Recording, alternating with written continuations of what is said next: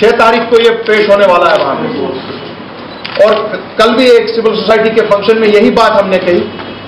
कि आज मेहरबानी करके जहां से भी जो भी आदमी है, चाहे वो एमएलए है, चाहे वो पॉलिटिकल पार्टी है,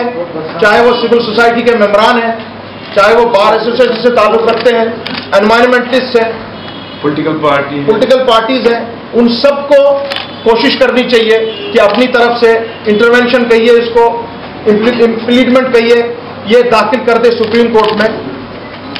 ताकि 6 अगस्त को जब वो चीफ जस्टिस वहां ऑनरेबल चीफ जस्टिस सुन ले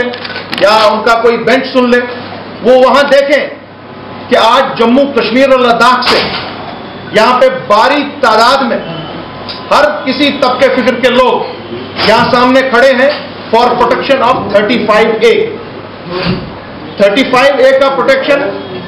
उतना ही जरूरी जम्मू के लोगों के लिए है, जम्मू के डोगरे के लिए है, हिंदू के लिए है, लद्दाखी बौद्ध के लिए है, सरदार के लिए है, कश्मीरी पंडित के लिए है, उतना ही कश्मीर के, जम्मू कश्मीर के मुसलमानों के लिए। खून खराबा होगा।